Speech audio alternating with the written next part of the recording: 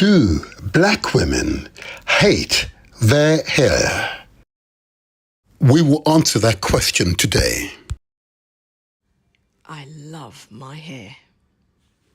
I love my hair. Oh, I love my hair.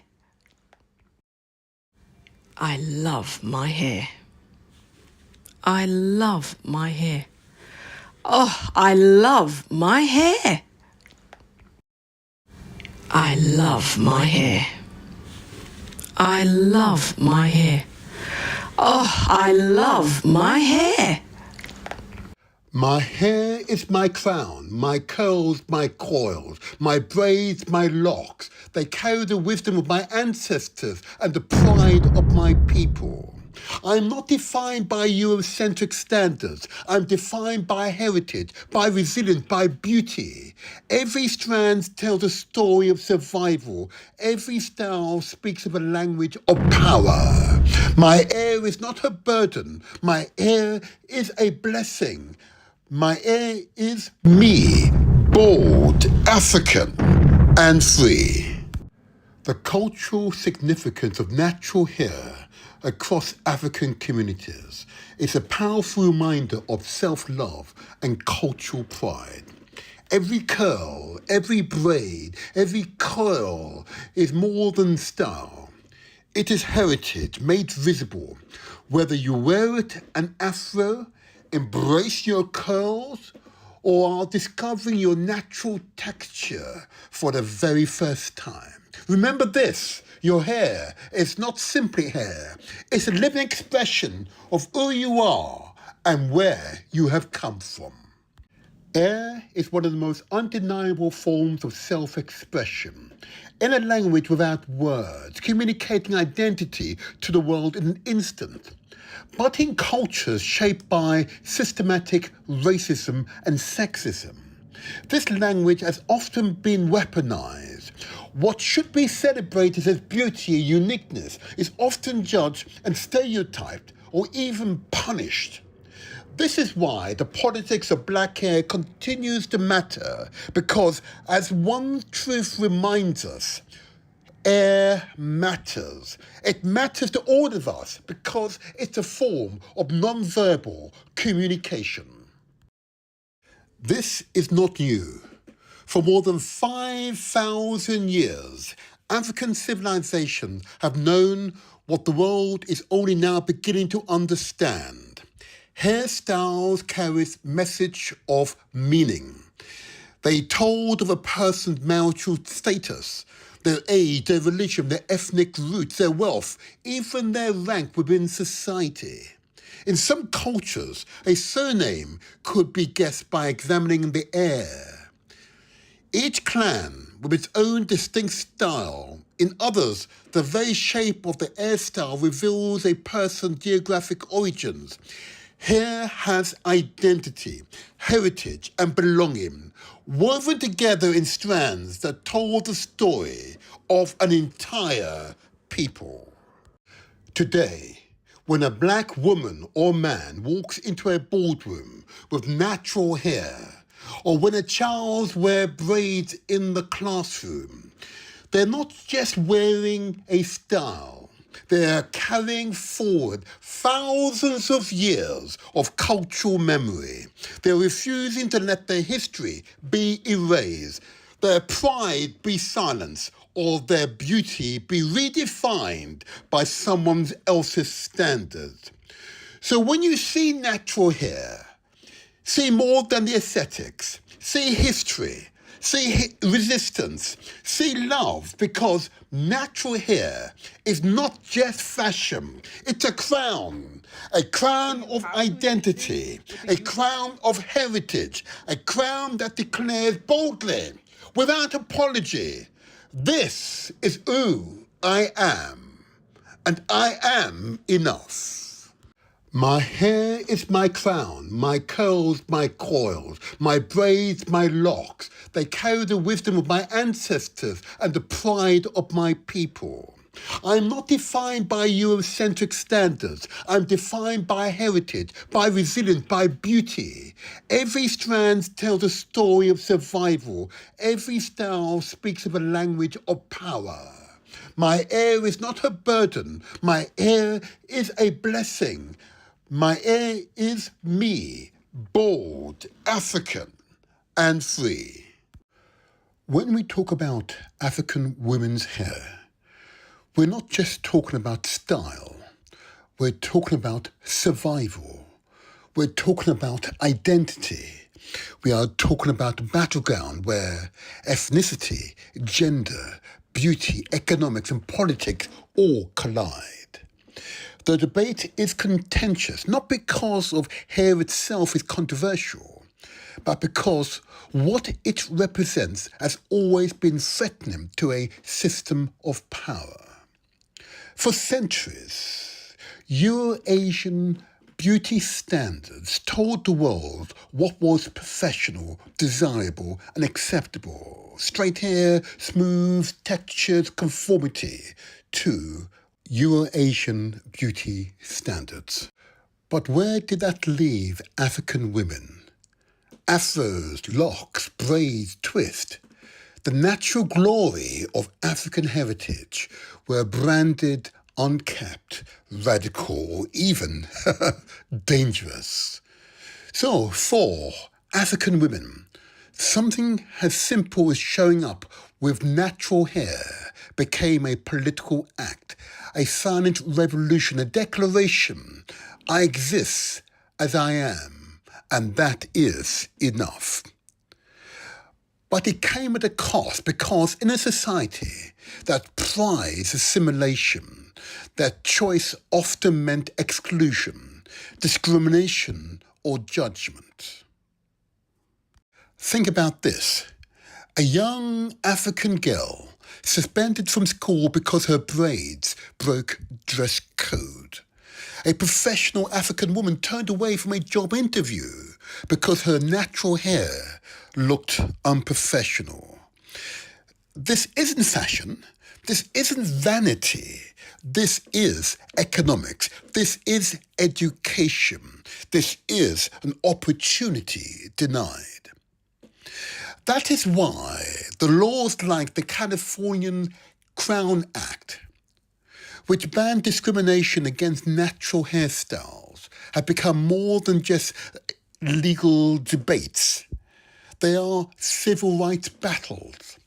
They are affirmation that hair, in all its natural form, deserves the same respect as any other expression of humanity. But let's go deeper. African women's hair has never been treated as neutral. If it is natural, it is too wild.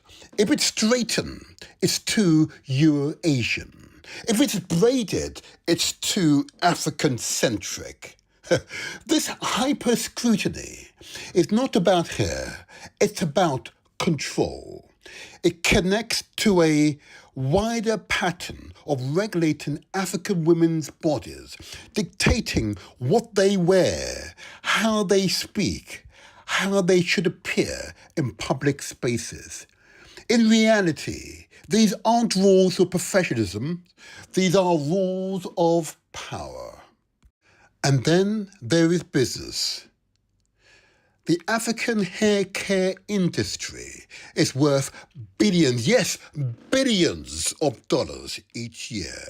Yet, much of that wealth does not stay in the African hands. For decades, non-African, non-black corporations have dominated the market, profiting off wigs, relaxers, perms, and weaves, marketing to African women.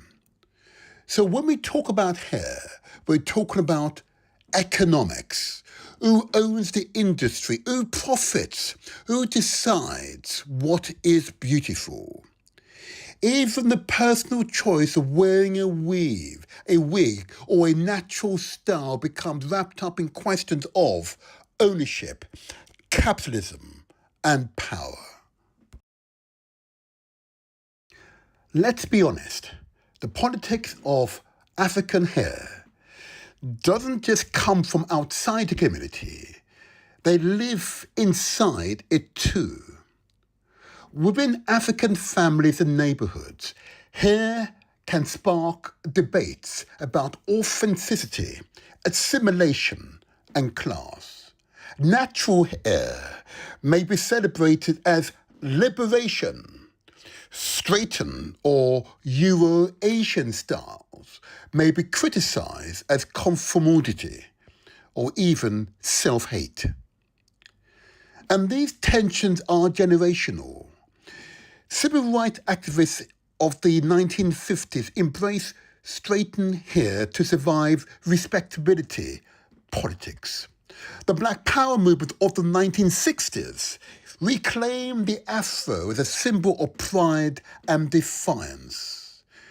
The 1990s saw a wave of assimilation again, and today, the natural hair revival declares once more, our hair is not a problem to be solved. It is a crown to be worn. Through it all, African hair has stood as both a target and a weapon. The afro of the 1960s wasn't just a style, it was a protest, a symbol of solidarity, a fist raised in coil and curls. And today's natural hair movement, visible in boardrooms and classrooms and political halls and global stages, continues that tradition. Every twist, every lock, every braid carries centuries of resistance. But precisely because it is so symbolic, it sparks political fight. Schools resisted, corporations debated, government legislated. Even within the diaspora, argument continues. Why? Because hair is never just hair. It's identity, it's power, it's freedom, worn on the heads for the world to see. My hair is my crown, my curls, my coils, my braids, my locks. They carry the wisdom of my ancestors and the pride of my people. I'm not defined by Eurocentric standards. I'm defined by heritage, by resilience, by beauty. Every strand tells a story of survival. Every style speaks of a language of power. My hair is not a burden. My hair is a blessing. My hair is me, bold, African, and free.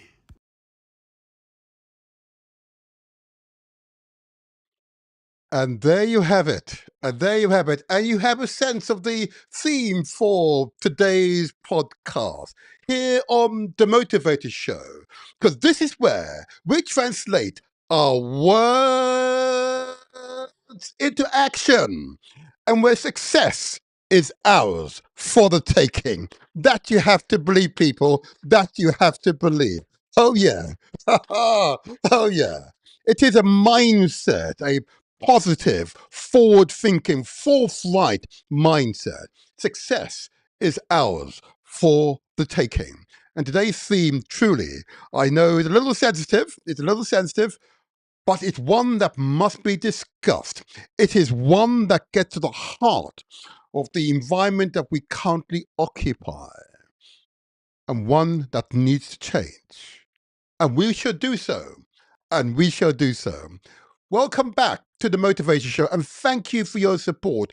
And I welcome your many letters and comments to our previous podcasts. My most recent podcast, of course, which focused on the elections in Jamaica. Okay. The successful party was indeed the JLP, the Jamaican Labour Party.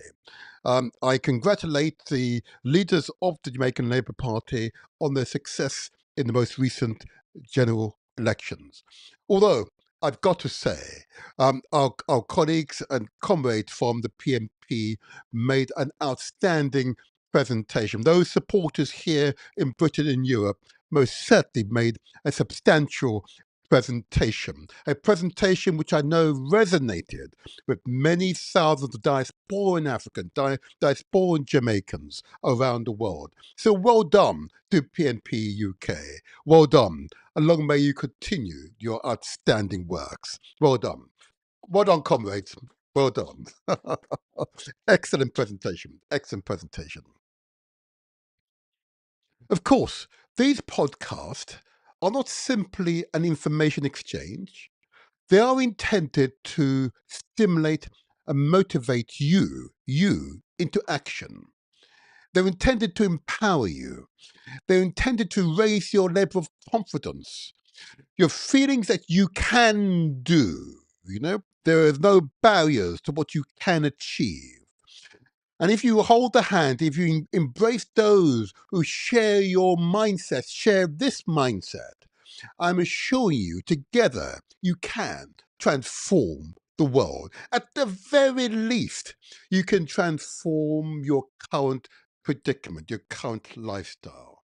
If you work with others with like minds, if you want to go fast, really want to go quickly, yep, okay, do it by yourself. But if you want to go far, and each of those steps as you progress is meaningful and solid, we do it together. Hold the hands, embrace those who share your feelings, your outlook, and work together, because in unity is strength. And that is an assurity. I'm assuring you of that fact. And together we can transform the world. That's what we believe? No, that is what we know to be true. Praise Jah, Rastafari. And even though there are many pitfalls along the way, I know you've got what it takes to overcome those pitfalls. Okay? Remember, you are never alone. That's the important message from these podcasts. You are never alone. Mhm. You are never alone. I'm going to say it again. You are never alone. Because loneliness is a big killer. We know so, yeah? Leads to depression, yeah? Leads to a feeling of dismay, despair. To overcome this, you must join with others. Join an organization, yeah? Join an organization of people with sort of like minds. There are many of them, hundreds of thousands of organizations out there you can potentially join. You are never actually alone. Loneliness is a self-imposed condition. I'm going to say it again. Loneliness is a self-imposed condition. And therefore, it's within your gift, within your power to change those circumstances. Because in joining with others, but particularly those with joint interest, okay, will give a new dimension to your lives. And that gives substance to these podcasts, the Motivated podcasts, which are intended to provide useful information, empowering information that allows you to change and motivate yourself to do great things for yourself, your family, and your wider network and communities. That's it. That's it. Simple messages, simple messages. And I'm really pleased that we have truly made impacts this past few months. This past year, we've been fortunate to have truly inspired guests, not least the members of the PNP here in Britain and Europe, who were able to present last podcasts the substance of the PNP manifesto. Yeah. It was truly impressive. I know you and I will agree that they were impressive. But nevertheless, we've had other guests here who have been equally as impressive. Guests who have truly, well, really shown us what it takes to create communities. What it takes, in fact, to create whole societies. Because societies are made up of people, and we each are a component in those societies. Okay, you can live selfishly and alone. Okay, and only think of yourselves and keep all your gains to yourself. You could do that. There's some people, who do this. Okay, or you can share. Here in the Motivator Show, we share. We share information. We share experiences. We share skills. Okay. And in doing so, we raise awareness and consciousness. The consequence of that, of course, is that we are moving people to create a more holistic society, a more holistic, compassionate world. You've heard it here many times. Yeah, every human being has a right to access to clean water, access to food, access to a roof or indeed a home, access to good education, access to good health care. These are the basic human rights. And if your country, your leaders are not providing those basic human rights, I urge you to question them. And if they're forcing you to pay directly at the point of use for those basic human rights, I urge you to question them. I urge you to question them. And if you're unsure, join with others as you question these people, those leaders who would force you to pay at the point of use for those basic human dignities, decencies, things. Mhm. That's what I urge you to do. Here on the Motivator Show, what we believe is that we're all human beings, we're all equal. Yes, we are all equal, regardless of what the capitalists might tell you, or those who are on the extreme left or the extreme right might say to you, that there are some more equal than others. Yeah, George Fleming. Mhm. But actually, we are all equal. We are all human beings. And we need to take care of each other as human beings. Note I said human beings, not ethnicities. Mhm. We are all human beings. Therefore, we must take care of each other. From my proximity, whether you be in China or the United States, whether you be in the Caribbean or indeed in India, you be in Russia or in Bulgaria, we are all human beings and we all have a right to life, a good quality life. Those are the principles that underscores the Motivator Show and therefore influence both the guests and the themes of each of these shows. And today's show will be truly inspirational, I can assure you. Okay. But I just want to spend just 2 minutes on complimenting past guests. And we've had some truly impressive guests who I want to give light to because they have been truly impressive and maintain regular contact with the Motivator Show, which I'm heartened by. I am truly heartened by. I want to really remind you that wonderful guest and that podcast more recently, Kenya, our youth, our futures.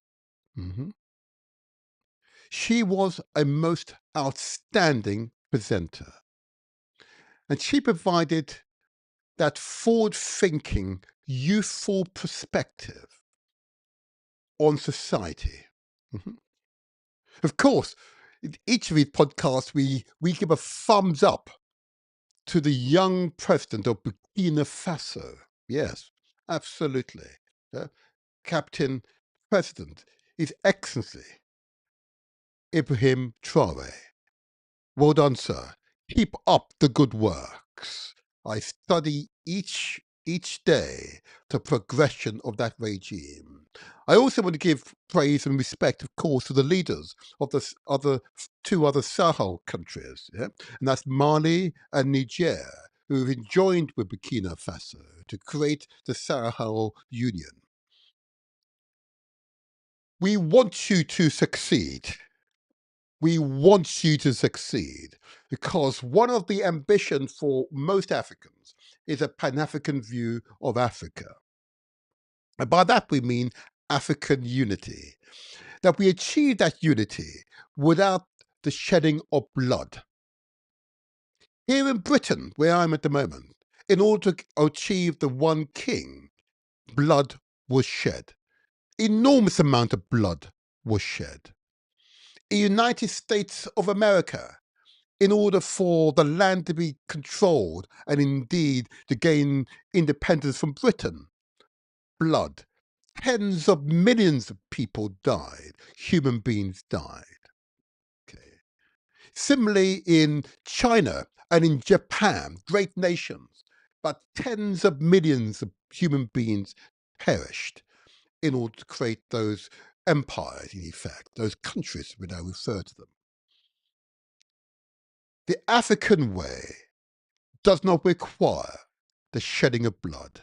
What it requires is the meeting of minds, the understanding, appreciation, and respect for culture and traditions, ethnicities, and recognizing how humanity, and that is the basis for that negotiation through which unity is possible, in recognizing in unity is strength. That's the fundamentals of the Pan-African thought processes. I see on the horizon that vision coming to pass. Okay? Nations coming together, recognizing the common interest that they all have without shedding blood, as was the case in the rest of the world. For these 53, 54 countries to come together in common aim and common purpose, recognizing unity is strength. Oh, yeah. And this young person, yeah, she was able to articulate had Africanist ideals. Yeah. There in Kenya, recognizing that even the Kenyan government had to listen to the young people and change some of its policies and stratagems. I trust that the current Kenyan leader has heard these words and will continue to improve and seek reconciliation with the people. Yeah, that is the African way. We don't need to have bloodshed. Right across Europe, we see it. Bloodshed. It is not necessary. It just requires civilization, social maturity to reign. There you are. I just wanted to get that out for you because she was a trigger. Well done to her. Well done to her. And if you haven't watched that podcast, I urge you to do so. Our youth, our futures. Watch that podcast. You see this impressive human being. She was truly impressive. You need to get her back on here again.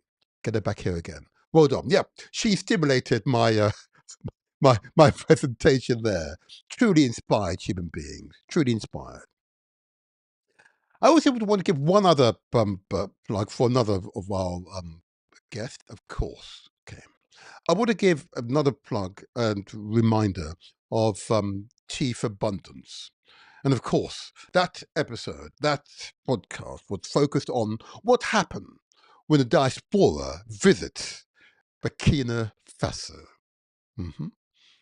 Yeah, we're going there. We'll be there from the 26th of January to the 9th of February. If you want to join us, join us. I want to give a big thumbs up again to Chief Abundance, yeah? Who's there supporting, from the Caribbean, supporting supporting that regime so that the ambition, the big vision can be realized, okay? We're getting back in again to talk about one, the idea of a diaspora city in Burkina Faso, and two, of course, how we're going to support the building and construction of schools throughout the country. Every child, every human being, every child has a right to good education. No, Chief Butters, we haven't forgotten you. We've simply been planning and preparing for the engagement. Success is ours for the taking. Oh, yeah. Oh, yeah. But that was a truly inspired podcast. And if you haven't watched it, I urge you to do so. I urge you to do so. And of course, many of you be aware that this goes out live on YouTube. The recordings are available on YouTube. Some of the live transmissions are organized into podcasts. We had far more information based upon what was said during that podcast. So it becomes a series, but it is good. But if you haven't subscribed, yep, I urge you to do so. It will really just help us out.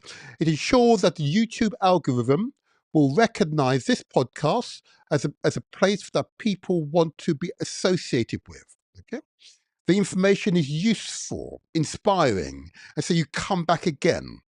So please, if you haven't done it already, press the subscribe button. You can see it on your screen. I think it may be in the bottom right-hand corner of the screen. Okay, or indeed, when you before you leave, subscribe, or at the very least, leave a comment or give us the thumbs up. We appreciate the thumbs up. That's another further affirmation. Or leave a comment, and don't forget to press the bell icon so you're notified whenever we upload a podcast. Okay, I should announce that currently, and for the past 3 years or so, we've only produced a single podcast per week. Yep. As of next week, we'll be going to 2 podcasts will be uploaded. Okay. That's as a result of popular demand. So there you go. It's going to be, twice the amount of work, but it is going to be pleasurable work. Okay. Truly pleasurable work. So say again, if you haven't subscribed, there you are. Subscribe to us. It helps us out. It ensures then that the YouTube algorithm will recommend our podcast to the billion or so YouTube subscribers. It'd be a great help to us. And we appreciate your support. Okay. And lastly, as I mentioned a moment ago, the Motivator Show will be going to Burkina Faso. Okay. I'll put it up on the screen for those of you who are still unsure what is happening. It is on the screen. So we'll be going and visiting. Yep. The red carpet, I understand, may well be laid out for us on the 26th of January to the 9th of February, 2026. Okay. It's intended that 300 of us will attend, okay, and the numbers are growing. We've got more than 200 already, and thank you for all of those of you who have already indicated. Okay, but if you wish to be a part of our delegation, and I want to emphasize the country is safe, okay, the email address to send your request to be involved is this: the future is Burkina Faso at outlook.com. I repeat, the email address is, without any spaces, the future is Burkina Faso at outlook.com. There it is on the screen. Okay. And what we need from you is simply your name and a telephone number, and just confirmation that you would like to accompany us to this, what will be a truly inspirational experience. And in our next podcast, we'll give even more details. We're moving forward now. But this will be truly an inspired experience, and one that you will not forget, okay? For all the right reasons, I might add. Okay, there you are. And I hope you would agree with me that that is worthwhile, okay? It's enough of us talking about these matters. We need to actually go and deliver on these matters, yeah? We mean what we say. Mhm. Enough of the talking. Actions speak louder than words. This is why we translate our words into action, because success is ours for the taking. Praise be, praise be, praise be. I now want to spend just a few minutes on a matter which I know you will all recognize, and that is our lifestyle. Right across, particularly amongst the African and South Asian population in the diaspora, okay, the levels of diabetes, high blood pressure, obesity, in other words, fatness, cancers, and respiratory conditions are off the charts. In the Caribbean, there's a diabetes epidemic underway right now. In the US, there's obesity epidemic underway right now. Here in the UK, it's very much a combination of diabetes and high blood pressures. Mhm. And of course, obesity as well. These are clear and present dangers within the communities. It affects all communities, don't misunderstand, but particularly those of us of African heritage in the diaspora and most certainly South Asian heritage. And by that I mean deliberately that's Indian, Pakistani and Bangladeshi communities were particularly affected by these conditions. I've seen too many members of the communities pass before their time, long before their time. Okay. And therefore, it is incumbent upon myself and others around myself to respond to what is a clear and present danger. So we want to encourage you to think about your health every day. We want to encourage you to think about what you eat and think about your physical activity, how you take care of and think about your mental and indeed your spiritual health. We want to encourage you to think about it. I know thinking is the first stage to action. I know you understand that. We want to encourage you to do so. There are across Britain some truly gifted professionals in public health who provide advice to the communities. Often we don't hear it. Yeah. But not until the communities repeat the advice what you're receiving amongst our networks will the advice settle in and become a part of our consciousness. That is what's lacking at the moment. Okay. So we've got 20 minutes before the main interview. I just want to spend a few minutes looking at our lifestyle. Bear with us, bear with us. Just 20 minutes, okay, to go. Just a few minutes you want to spend on the lifestyle. And I want you to pay attention to this professor, Professor Kevin Fenton, who is the public health director for London. Okay. Listen to his advice for us all, regardless of ethnicity, to us all. This is his advice to us all. Professor Kevin Fenton says, I'm a public health director. Here are 5 things you can do to improve your health. 1. Mindful and balanced eating. Nourish wisely. Eat whole, balanced meals with awareness to support energy and well-being. 2. Get outside. Be with nature. Time outside reduces stress, improves mood, and strengthens your connection to the world. 3. Stay curious, stay engaged, explore new interests, keep your mind sharp, build social contacts, and boost your happiness. 4. Get active, move it or lose it. Move daily, lift weight, and do cardio. Exercise, improve physical, mental, mood, and energy. 5. Prioritize rest and sleep. Disconnect. Rest. Quality sleep supports mental clarity, emotional balance, and overall health. There you go. 5 straightforward pieces of advice. Okay. I repeat these advice in each of our podcasts in the hope that some of you will hear it and respond positively. It is incumbent upon us all to take care of our neighbours, to inform our neighbours, to help our neighbours. This is helping our neighbours. Okay? If society is to survive, if we're to grow a truly wholesome, holistic civilization, we take care of our neighbors. We take care of those in greatest need.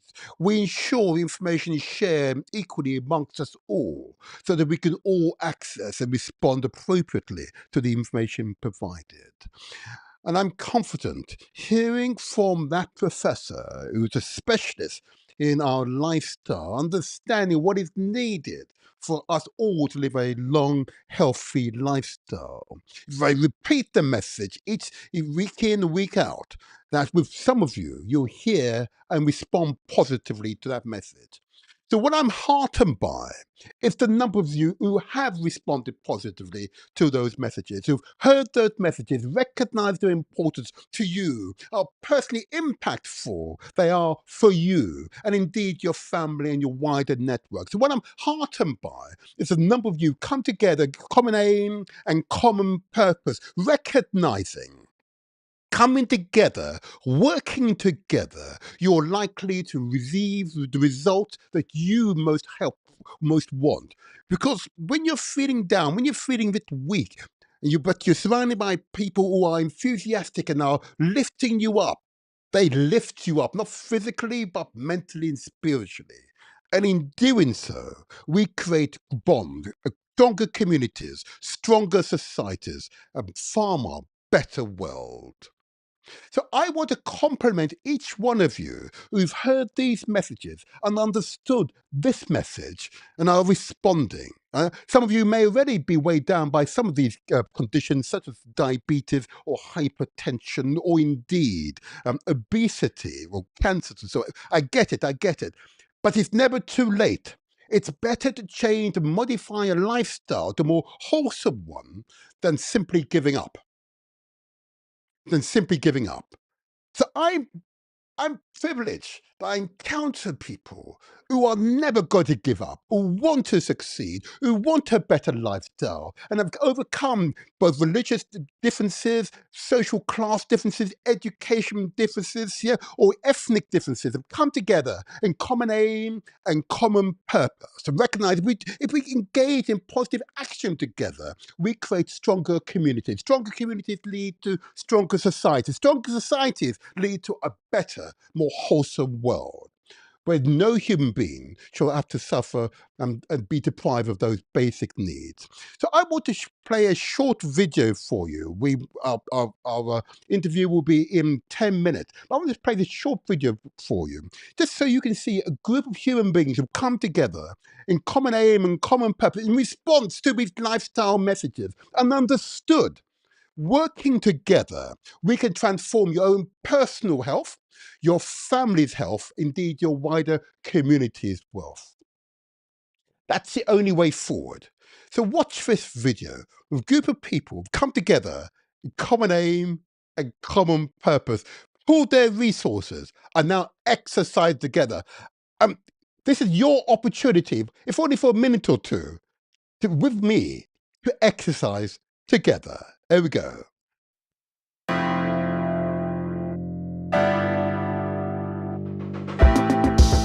Yes, come on now. That's it. Are you getting up now? Are you getting up? That's it. There you are. See them?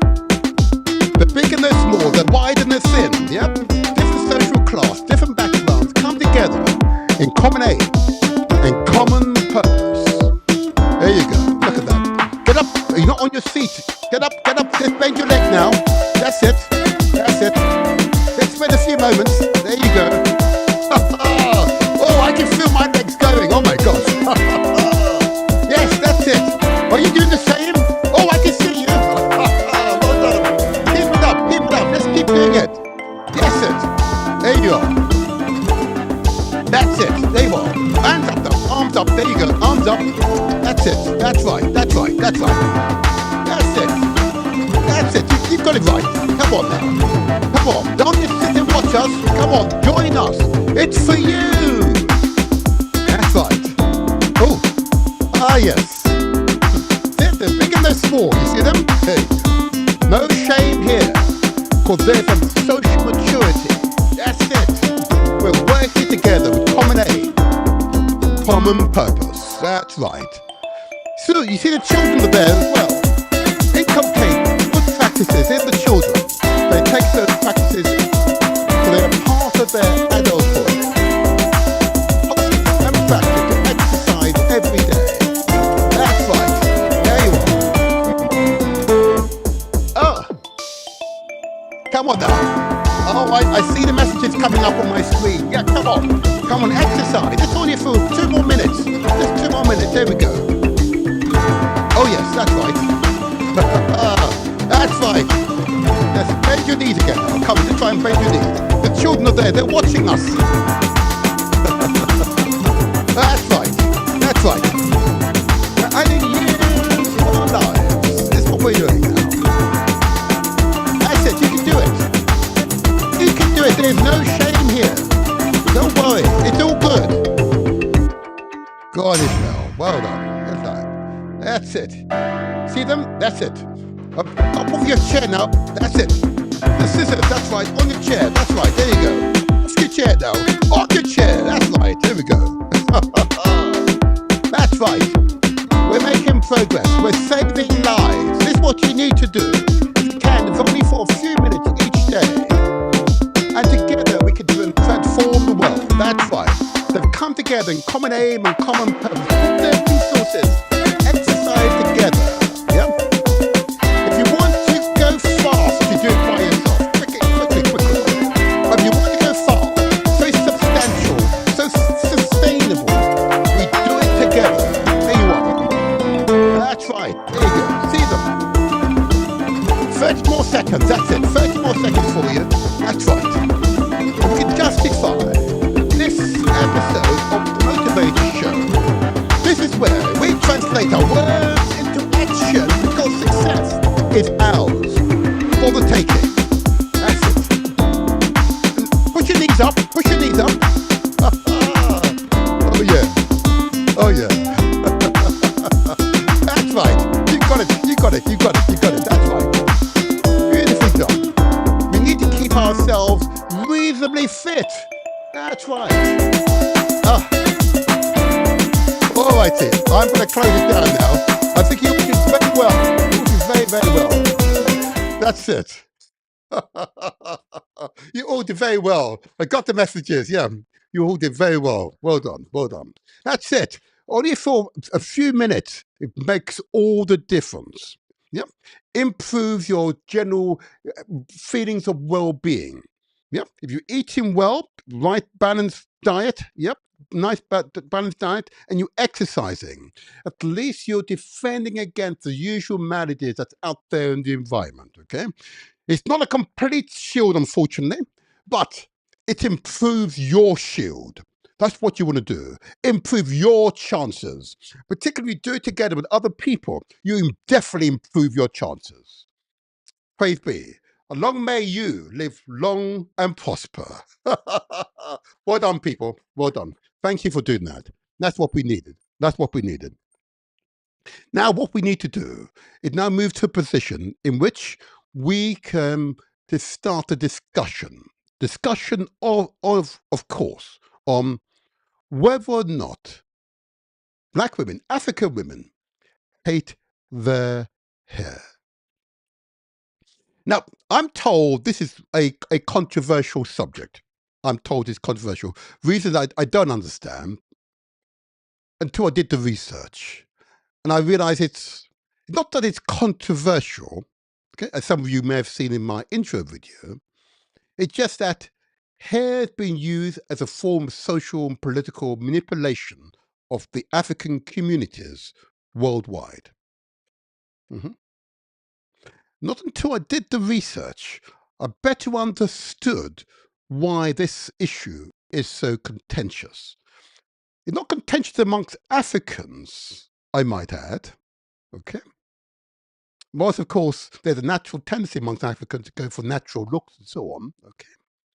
It's contentious amongst other peoples who wish to control our narratives. And I now fully appreciate now why it's become a source for wider discussion.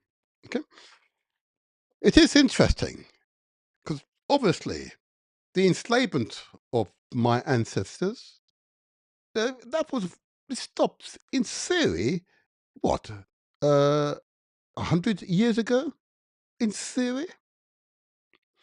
It does appear that there's some neo-colonialist mentalities that persist into 21st century Western world. I use the word Western world deliberately to denote the cultures and the economic systems to which Euro-Asian people here in Europe have created, which we are experiencing right now. I know that some will say it doesn't exist, this control. Of course, until you see these narratives which are harmful to the receiver. Mhm. Many women who I've spoken to who've used hair products for years, no, for decades, the majority of them report that their hairline isn't just going back, it's going back rapidly. Mhm. But I ask the question, the obvious question, if the products are so harmful, why do you continue to use them? And therein lies our debate for today's show. Okay. So what I'm going to do, I'm just going to help my guest to make sure we've got no technical difficulty to get in. So I'm going to play a short section of the intro video that sets the scene for today's dialogue. Mhm. The intro video, and I'm assuring you, you will find both spiritually and intellectually stimulating. You're going to hear women's voices, and some of my narration, of course, but the substance I know you will understand. So take note, be right back. Let me get my guest in, and then we'll get this show on the road. But watch and listen carefully. Do black women hate their hair? We will answer that question today. I love my hair. I love my hair. Oh, I love my hair. I love my hair. I love my hair. Oh, I love my hair. I love my hair. I love my hair. Oh, I love my hair. My hair is my crown, my curls, my coils, my braids, my locks. They carry the wisdom of my ancestors and the pride of my people. I'm not defined by Eurocentric standards. I'm defined by heritage, by resilience, by beauty. Every strand tells a story of survival. Every style speaks of a language of power. My hair is not a burden. My hair is a blessing. My hair is me, bold, African, and free. The cultural significance of natural hair across African communities is a powerful reminder of self-love and cultural pride. Every curl, every braid, every coil is more than style. It is heritage made visible, whether you wear it an afro, embrace your curls, or are discovering your natural texture for the very first time. Remember this, your hair is not simply hair. It's a living expression of who you are and where you have come from. Hair is one of the most undeniable forms of self-expression. In a language without words, communicating identity to the world in an instant. But in cultures shaped by systematic racism and sexism, this language has often been weaponized. What should be celebrated as beauty and uniqueness is often judged and stereotyped or even punished. This is why the politics of black hair continues to matter, because as one truth reminds us, Air matters. It matters to all of us because it's a form of non-verbal communication. This is not new. For more than 5,000 years, African civilizations have known what the world is only now beginning to understand. Hairstyles carries message of meaning. They told of a person's marital status, their age, their religion, their ethnic roots, their wealth, even their rank within society. In some cultures, a surname could be guessed by examining the hair. Each clan with its own distinct style. In others, the very shape of the hairstyle reveals a person's geographic origins. Hair has identity, heritage, and belonging, woven together in strands that told the story of an entire people. Today, when a black woman or man walks into a boardroom with natural hair, or when a child wears braids in the classroom, they're not just wearing a style. They're carrying forward thousands of years of cultural memory. They're refusing to let their history be erased, their pride be silenced, or their beauty be redefined by someone else's standards. So when you see natural hair, see more than the aesthetics, see history, see resistance, see love, because natural hair is not just fashion, it's a crown of identity, a crown of heritage, a crown that declares boldly, without apology, this is who I am, and I am enough. My hair is my crown, my curls, my coils, my braids, my locks. They carry the wisdom of my ancestors and the pride of my people. I'm not defined by Eurocentric standards. I'm defined by heritage, by resilience, by beauty. Every strand tells a story of survival. Every style speaks of a language of power. My hair is not a burden. My hair is a blessing. My hair is me, bold, African, and free. When we talk about... There you go. Huh? I had fun putting that together, I have to say. As a man, if I hadn't appreciated women, I truly appreciate African women. That's for sure. Wow. We're going to have a real discussion today. I'm going to bring my guest into the studio now. We're now ready, because this is going to be a truly hot interaction, but truly inspirational, respectful and inspirational. Okay, here we go. Let's bring her in. Let's see if we can get her into the main studio. I believe she's somewhere there. Okay, we're right in. We have success, I believe. Good morning. Can you hear us all right, first of all? Oh. Good morning. Oh, you can hear us. Okay. Glitching a little. You can? Yes. So, now I've got some feedback in the background there. Do you have another device on? Let's just check this. I have my mobile. Should I switch it off? Yes, switch it off. Yes, just make sure. There's a your audio. Oh, there you go. That's better. Me? Okay, well, we'll make do for the moment. Yes. Okay, don't you worry. We get started. Don't you worry. We get started. Okay. First of all, how are you this fine morning? A little bit flustered, having some technical issues, but yes, I'm good. Thank you. It is well. And we want to get right into this, because this is one of those subjects which, when I started the promotion with my colleagues here, we've had over 500 feedback just to the theme of today's show. Okay.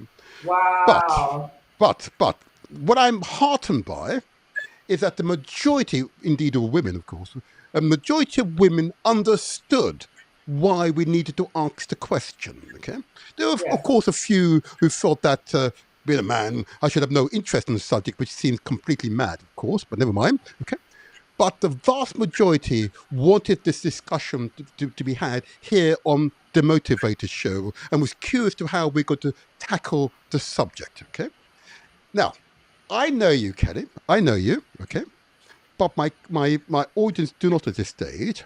So I'm going to ask you, please, just to say your name, the organization that you are attached to, and I might ask you at the end just to share with my audience an event or an activity that's happened in the past 12 months that you found inspiring, truly, mind inspiring, So anyway, so first of all, your name and organization, and you can tell us what you've been up to.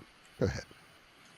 Good morning. Hi. So my name is Kelly Iyari. I'm the founder of Black Hair Mastery, an advocacy-led educational platform that's dedicated to reforming how textured hair is understood, taught, and treated within our industry.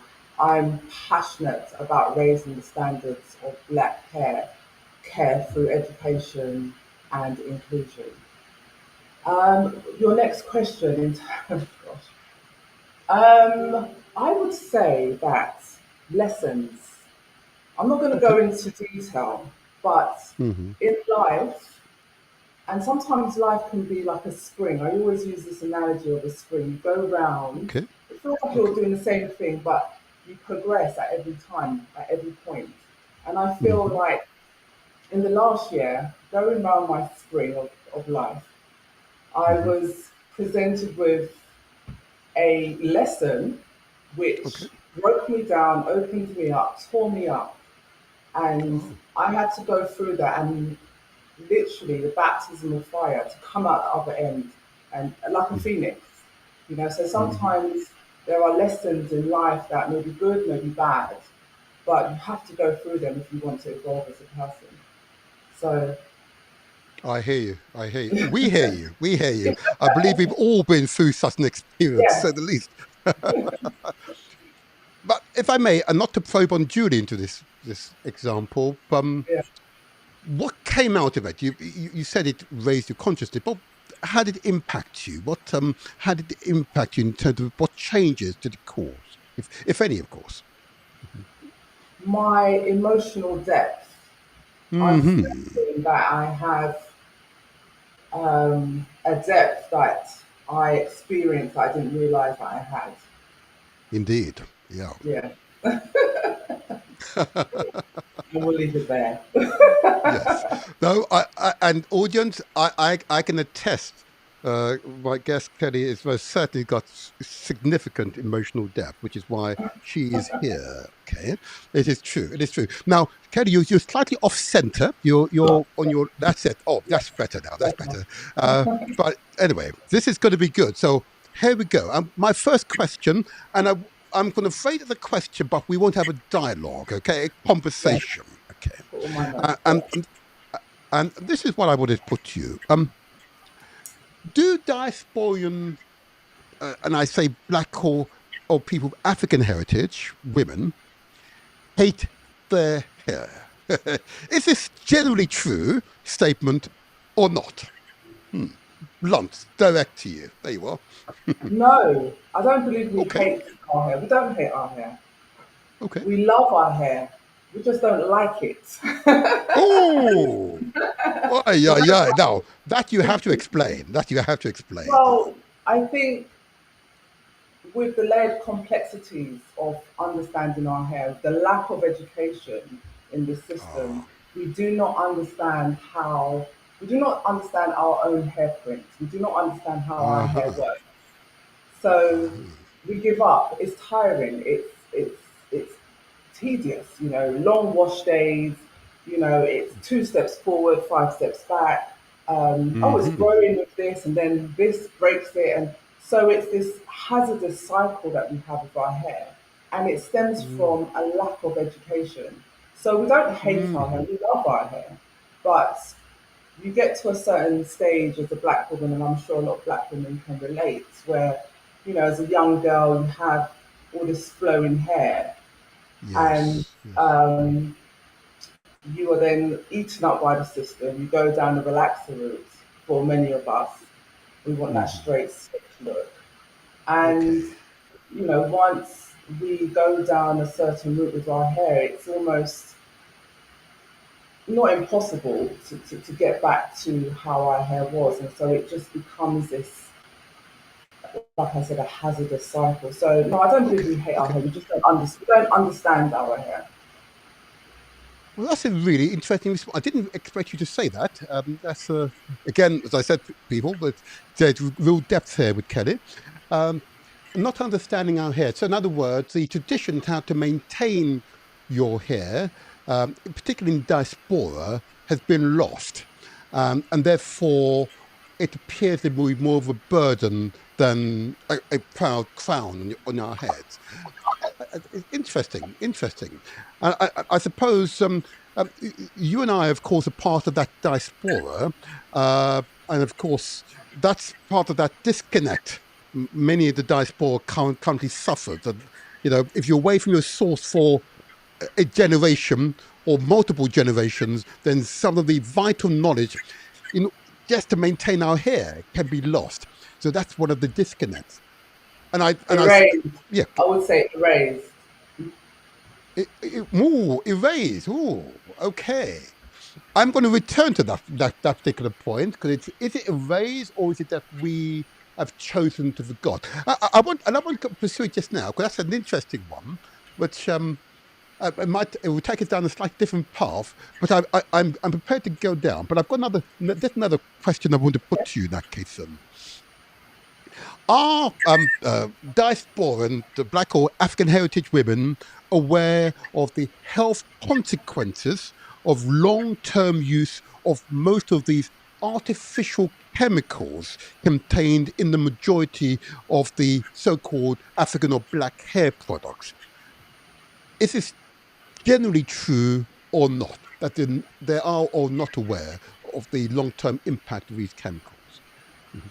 I think there is some awareness that is starting to emerge, but I don't think we were aware. No, I don't think we are Hmm. aware of the correlation between some of the chemicals in hair products to some of the health issues that we may be experiencing, like gynecological issues, Hmm. endometriosis, fibroids. Well, I've got fibroids. Right. And a lot of women, due to having fibroids, have had to undergo hysterectomies, which is Oh, another topic. wow. Because I always wonder, what do Yes. they do with our uteruses? But anyway, let's Yeah, carry on. yeah.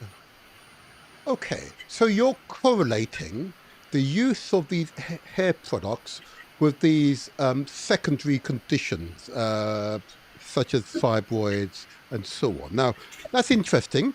Uh, you made that correlation. I'm obliged to ask, is there some scientific or research evidence to support what you just described? Yes, there is. If you don't mind, I've got my notes here. Okay, Um, please, please. yes. So, okay. So there was a 2018 study by scientists at the Uh-huh. Silent Spring Institute, and they measured the effects of hair products used by Black women and how it affected our health. Now, Right. the study focused particularly on chemicals associated with asthma and those found to produce hormones that affect a range of bodily functions, including development, reproduction, and metabolism. Oh, Okay, so okay. uh, the Silent Spring Institute found 80% of Hmm. 18 products contained high levels of endocrine disrupting Oh, chemicals such as okay. parabens. Now, a lot of us probably are familiar with Yes, parabens, yes. cyclosilicanes, which is a type of silicone, and diethylates, a plastic additive, also known as DEP, which has been linked to damage to lungs, liver, and reproductive systems. I do have the report somewhere here. Hold on. Are you saying these chemicals are commonly found in many of these hair products? Is that what you say? Yes. Wow. So, just to add, what was quite Uh-huh. alarming about this report was Hmm. 84% of the Uh-huh. detected chemicals were not listed on the labels. So But, we're using these products, oh, right. and some of these chemicals are not toxic chemicals are not listed on the label, so we won't know. Um, Also, I just want to add, if I can add, Please, um, please. some of the top selling, I believe, products. Hmm. Can I name them? I prefer we not name them. You Okay, I might won't name want them. to just, if at this But stage, go ahead. Yeah. so, right, some of the top selling hair care products, household names, contained from the report, they contained the highest levels of chemicals, which are actually prohibited in the EU. So this study was done in the US, but I know a Oh, lot wow. of US products are imported into the They are. UK, EU, and Africa. They are. So it obviously affects Yes. as well. So that was there's a report basically proving Okay. that. So that's alarming, to put it very mildly, very Very, alarming. Uh, very.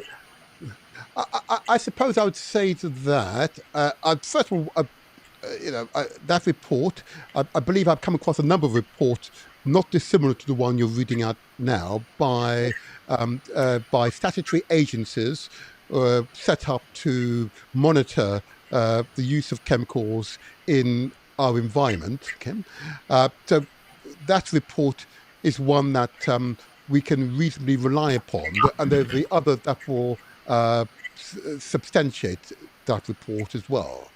Um, I suppose the challenge I now have with this is that if the audience are in doubt, we are in order to write to the companies and ask for a list of ingredients in their products. I believe we could do that, can we not? I don't We see should why be. not. We shouldn't. We should be able to, but Yes, whether they'll right. listen. Or an organisation such as I believe they call the Hair Council. I think you mentioned in passing previously. Yes, so the Hair Council they were established by Act of Parliament in 1964, and their Okay, primary aim is to raise the standards and professionalise the hairdressing and barbering industry. So right. they're lobbying to make hairdressing a mandatory regulation. Right. Okay. So I suspect that's one campaign we should all get behind. I would imagine. Huh? absolutely, absolutely. I Mhm, mean, mhm. first of all, what would what I'm trying to do is advocate for change and reform. Textured hair, sorry, I'm code switching. Sorry, Afro hair. Mhm. I use textured hair and Afro hair interchangeably depending on who my audience is. Okay. So Afro hair is not actually on the national hairdressing curriculum. It's not part of the qualification. Why So not? Why not? anyone well, that's the £1 million question. Why not? This is what I'm advocating for. So we are part Gosh. of exactly. So even though black women are probably spending more than any other race in the Hmm. beauty industry, we are completely unsafe in this industry. We're underlooked, we're underserved, and we're not even part of the qualifications. So anyone can say they want to start up a salon or be a stylist and work with Afro hair and not be qualified. Unregulated. They're unregulated. In other words. Absolutely. Wow. Wow. That's a very dangerous environment. I would imagine that's extremely Well, dangerous. So well, you've got the well, products which contain significant numbers of chemicals which are known to be harmful to our physiology, either um, endocrine disruptors or promoters of fibroids, and indeed may well interrupt the reproductive process. Um, that's in the air product, which are used every day and every day. disproportionately by women of African heritage. Okay, Yeah. and then you have the Hair Council, and a body set up by an Act of Parliament here in Britain, which doesn't even recognize that African hair exists. And our hair is unique when compared to all the other ethnicities across the world. Well, it's not so In the much that, 21st, well, yes, yeah. they're aware, but we need to, I guess, again, because we're not part of, now Habia, who are the hair and beauty industry authority, set the standards. They Aha, create the right. NOPs, which are the National Occupational Standards, which are the foundation to the qualifications. So it starts with Right, them. Right, so we right. need to be Okay. recognised as being part of this industry, as being part of the national qualifications, or we're just sidelined. Indeed. And also, Understood. we have to take accountability that if we don't step up to the plate, then we will continue to be sidelined. So we can't put all of the onus on them. We need to take some Absolutely. accountability too, which is why I'm doing what I'm doing. Absolutely right. And thank you for the information you're sharing. I can just say to the audience that I have had similar reports to the one that's read out by Kelly, which attest and confirm that there are significant concerns about the ingredients used in hair products that are particularly targeted at women of African heritage. Okay? Yeah. Um, uh, uh, um, and we're going to come on to the ownership of these companies and so on later on. But my other question for you, which it's an interesting one, is part of my research, and please don't laugh at me and put I'm a man, all right? When I ask this question, women of Black or African heritage in the diaspora are often not taught how to clean and maintain wigs. Is that a generally true statement or not, Well, in your we're opinion? not Well, we're not taught how to maintain our own hair, so I doubt we're going to know how to maintain a wig. But to be honest, No. from my research on social media, I think we put probably more energy into wigs and weaves than we do into our own hair. Yeah. Now, I'm going to come into that in terms of the psychological impact that has on the woman, indeed on the community as a whole, in a moment.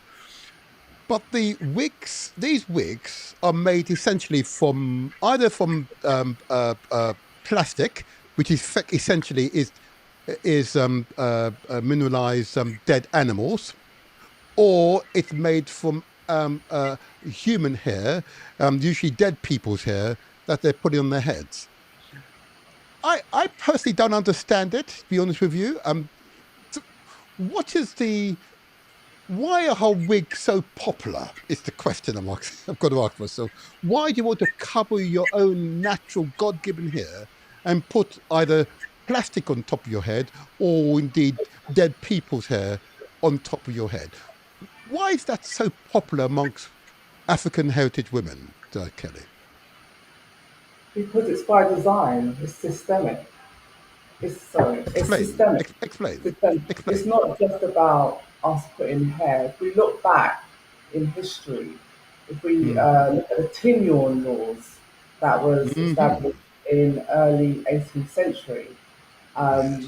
and it was instigated by white women who Yes. um, created an uproar. There were, lots of complaints about the fact that they felt challenged by Yes. black women, challenging their status, challenging their relationships because Mm. of their beauty, elegance, and success. Black women were very successful at the time. So Overwhelming. Yes. right, so Uh-huh. there was this uproar from them, and there was a lot of social tensions, and from that, these laws were put out, the Tinyon laws, that black women would Right. have to cover their hair. So they wanted Wow. to control our beauty, right? So it was a political stance. They wanted to control our beauty. So we had to Right. wear these coverings, headscarves, and of course, in fashion, in black girl magic, we, Yes. we made it Yes. look good. We wore beautiful coloured scarves and put feathers and all sorts to make it Yes. beautiful. But when we look Right. at the Tinyon laws of the 18th century, that was Uh-huh. their method then. It's just become sophisticated now. So what are we using now? What method are they using now for us to cover our hair? The wigs and the weeds. It's by Right. design. They do not want It's us quite. to understand our beauty. They do not want Uh-huh. us to understand our hair because they're Uh-huh. threatened by the power Yes. that we have. Yes. So Indeed. it's all Indeed. by design. It's not just about us wearing wigs and weaves. It's by design. The, Okay. the, the, the, the extension industry and the hair care industry, the hair product industry, they work hand in hand.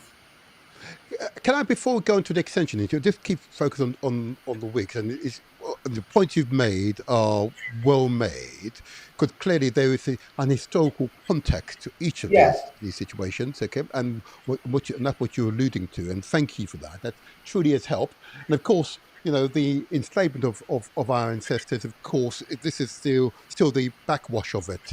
In other words, old practices have still yet to wind themselves out of society. Okay, because of course, African women's hair is contentious because it sits at the intersection of race, gender, beauty standards, economics, and identity politics. Okay, because that crown, that magnificent African crown, the hair, okay, has in our tradition has many expressions and many meanings. It's highly sophisticated, which reflect the fact that Africans found civilization before the rest of the world. So it's a part of that concept. And what I'm very uh, clear about now, as a result of the research, that Eurocentric beauty standards has long deemed that straight hair they deem as being professional, while natural African hair, in other words, afros and braids and locks and twisters, were stigmatized as being unkept or political or radical. So, in other words, they were controlling that narrative. And what happened amongst many of our people, of course, is that they absorbed that narrative, internalized it, and thereby the wearing of the wigs was their way of hiding their magnificence, as you just said, hiding their magnificence. But it internalized racism, internalized racism. Powerful, powerful, powerful, powerful. And how did you come to this realization that this is what was happening to you, Kelly? what was happening to me? That what you're seeing around you amongst your peers, other women, and wearing the Oh, wigs, and why they felt compelled to wear it. When did it become apparent to you that something was going on here? through research, through Mm, I've travelled around the world, and when you peel back the layers, you yes. follow the money trail, and then follow the Yes, money trail, and that will give you all the answers that you need. I absolutely. was going round in circles in this hazardous circle, and it was because of that I would cut my hair off, relax it, it would break off. I'll put a Hmm. weave on, it'll break off. I'll cut it. I'll go round and round and round to the point where you believe it's just normal. This is just the way our hair works. No. Mm, And obviously that's why I've been on this 10-plus-year mission to understand yes, what is going on. Who runs these absolutely. industries? They're not us. Yes, It's indeed, not us. indeed, indeed. It's not. So, It's not. Yeah, whoever you're controls right. the industry controls our beauty. Now that's one of the strategic observations to which we must respond to. Okay, and there are many entrepreneurs who are watching this podcast. That's a strategic observation we must respond to. The products that particularly women are using should be products that we produce for ourselves because we've tested and ensured they're not harmful to ourselves. Whereas Yes. those who are motivated by hubris, greed, capitalists, extreme capitalists, have no regard to your, indeed our health. That's the problem we have here. A problem that we can resolve. It is within our gift. That's for sure. We are not powerless. We are the consumers. It is our billions that are enriching them. We just need to redirect some of those billions to developing those corporations, those manufacturing plants that respond to the needs, holistic needs of our women in this case. Yeah. Can I make a similar point, of course? I mentioned the wigs. I want to ask the same question about the weaves. Okay, because weaves are slightly different from wigs, of course, from wigs, of course, for obvious reasons. But are women taught how to clean and maintain the weaves? Is that generally true or not true? Are they I would taught say how to? it's true. I would say it's true. You Okay, know, in okay. the times where I've been to a salon and I've had a weave, you know, there is no aftercare advice. There is no, you know, this is what you need to do to maintain or clean the weave. Mm-hmm. So a lot of it for us is instant gratification and then long-term hair loss. So Yes. information So, is no, just not there. So I agree with that. forgive me, Kelly.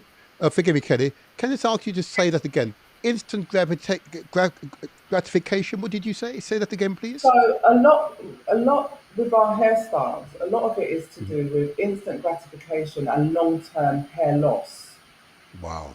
So we go to the salons, and I'm not. This is no. I'm not trying to bring down salons as such. We're just part of the issue, right? Hmm.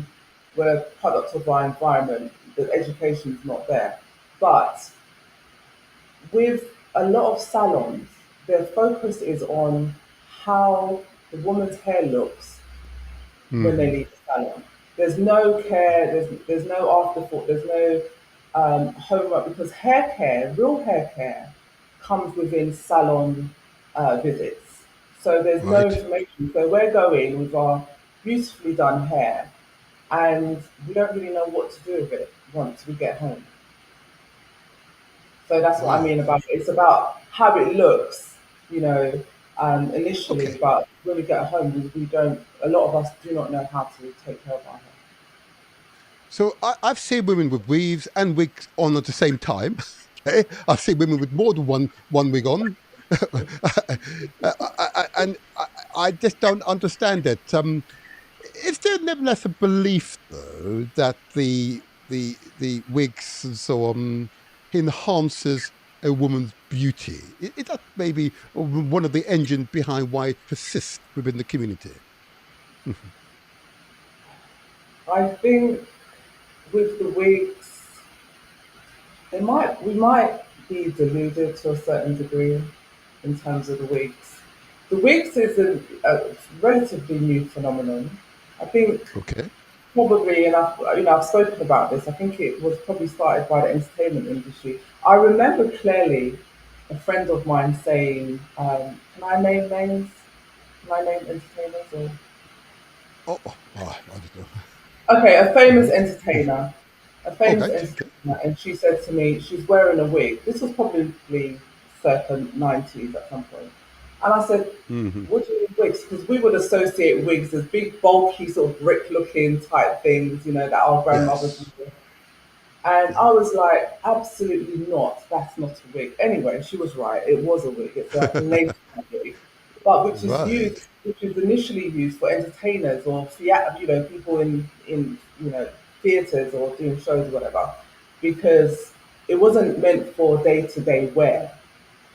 So Right. obviously, then you know the market got hold of it, and then it just became widespread, and then women were wearing these lace front wigs, which are not for day to day wear; it's for entertainers, you know, um, and then Okay. gluing it down to their hair, to their hairline, which of course will cause a lot of hair loss on the hairline. Absolutely. So Again, and you must forgive me because uh, obviously don't go to a hairdresser. And you can see by my hairstyle currently, I used to have an afro, oh, not only a few decades ago. He says, okay, but that took a lot of maintaining. I can tell you, but are not all hairdressers required if you're going to if you meet someone for the very first time to perform a skin or a patch test at least 24 48 hours uh, before colouring one's hair or applying a new ointment to a woman's hair to ensure that there are no allergic reactions, for example, or indeed required to do a strand test to check the hair condition for elasticity before applying a hair product. Are they not required before you proceed to applying the product? Not by law, and this is why it needs to Wow. be regulated. I mean, they Okay.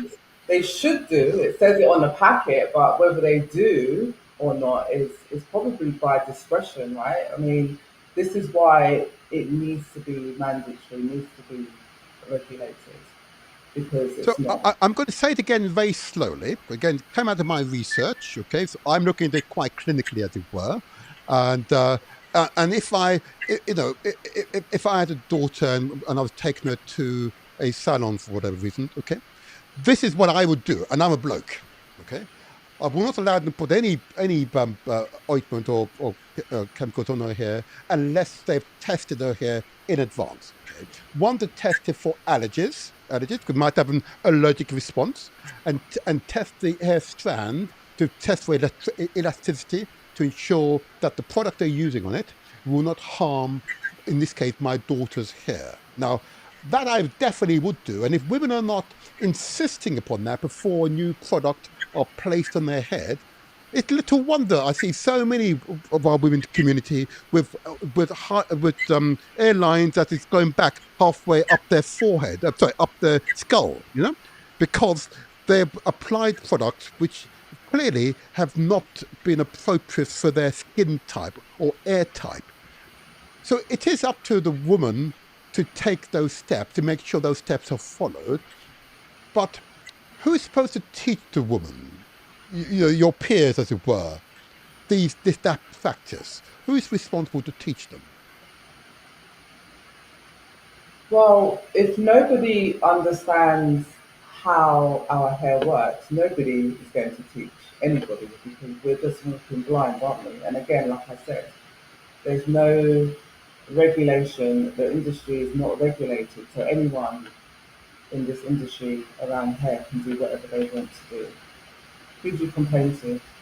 Who are you going to complain I, to? I've got to say, as I've been more research into this, the more concerned I become, and I'm astonished that the government hasn't put in place some regulatory regime to Yeah, protect the people from pernicious, greedy companies and incompetent hairdressers who have no regards to the health and well-being of their customers. 'Cause it clearly it must be the majority, if I may say so, of women I encounter has suffered ill effect after visiting a salon. The majority of women I know have suffered ill effect. I'm now realizing that there isn't legal consequences for the salon failing in their duty of care to their customers. Now, if I've got that wrong, and those of you who are watching us via YouTube, if I've got that wrong, please leave a comment for us, okay? Give us some guidance. Tell us what we've got wrong in terms of the analysis I've just made based upon what I've read, studied, and what Kelly's shared with us. But clearly, women have a duty of care to themselves not to allow a new chemical to be placed on your skin, on your hair, unless your skin or your hair have been tested beforehand. That has got to be a pre-requirement. I say to all parents, all guardians, that has got to be a prerequisite. Would you agree with that, Kelly? yeah, yeah, Martin. Yeah, I understand. Like I said, the awareness is emerging now with women, but I think we were walking blind. I think we presumed that we were safe. That while these products that we're buying, these salons that we're going to, we're in safe Mm-hmm. hands. You know, Wow. it's a lack of knowledge and understanding and education. So, But you know, if again, forgive me for interrupting, but I've been into a number of salons as a prelude to this. I've been into over 40 plus salons, 43 salons, okay? What I note is that the qualifications or the certification of those salons are not displayed on the walls or somewhere prominent. So you have no idea the qualification of the hairdresser who's using these products on your head. That has got to be very, Well, very risky, isn't it? well, hairdressers, so no, they have qualifications. They would have, they should have done. Most hairdressers, professional hairdressers, would have done the hairdressing qualification. What is not Okay. part of that qualification is Afro textured hair. Right. I Right. see. So they will probably learn more about European type hair. I don't like to use the type Right. but type one, type two type hair. But in terms of coily, Yes. kinky, curly, Afro textured Yes. hair, there's little Yes. to zero on the curriculum. So a lot of the experience with salons is from their own experience, working with other black salons who have more experience and learning from them. But it's based Right. on just their experience working with Afro textured hair. It's not I in the understand. curriculum. Well, as I say, I'm astonished, to be honest with you. I am truly astonished. And clearly, many women have been harmed by these products. And I'm not going to question the evidence in regards to the clinical impact, both on reproduction, fibroid, and other conditions of them being endocrine disrupted. I'm not going to comment on that because that's outside of my professional ability to comment Mm. on. But there does seem to be a correlation between the evidence which you describe, and I've seen in other reports, and the impact and the conditions of many, particularly women of African heritage. Particularly women of African heritage. Okay, so we need to pay attention to this one. But Oh, let me just go to absolutely, something. Martin. How deep does a rabbit hole go? Can I just It does, also of talk course, about of course. glue? There was a lady in terms of how important this issue is. Now, Hmm. Tasha Graham died in the UK in 2012 from anaphylactic shock from using hair Okay, glue that's sold widely in a lot of black hair shops. all right. Now, I believe, and black women will probably know this glue. It's that fishy smelling grey bottle of glue. And so she'd used these glues for years, and I'm not sure what happened, but she had an anaphylactic shock due to the glue, and maybe it somehow, years and years of using it, it compounded, and then one day she just died. But what was Mm-hmm. interesting was, if you don't mind me just looking at my notes, It's okay. there was a UK pathologist, Dr. Michael Heath, and Mm-hmm. is per his court inquest, he said that there are about 10 to 20 deaths in a year in the UK due to, and in more in America, due to Right. that he's seen due to anaphylactic shock from solvents used for extensions. So it Mm. it's That's very important. serious. Women are Yeah, dying, that's very serious. but I couldn't find any other information in terms of any other woman that has died due to anaphylactic shock from solvents Mhm. used for hair extensions. But it's out there. But it's It is you know, out there, and I was somewhat distressed to find that I could see, particularly on YouTube, many beauty channels. Many beauty channels, how to do lots of things. What I couldn't find is channels that were giving advice as to how to use these products correctly. That's a dearth I found on YouTube. Um, there's lots of women showing you how to apply all these beauty products and hair products and so on, but not how to ensure that you could use them safely. And that's, I think, for YouTube and other organizations, certainly the government, we need to pay attention to. Okay. Now, can I now just move to the more sociological question with you, Kelly?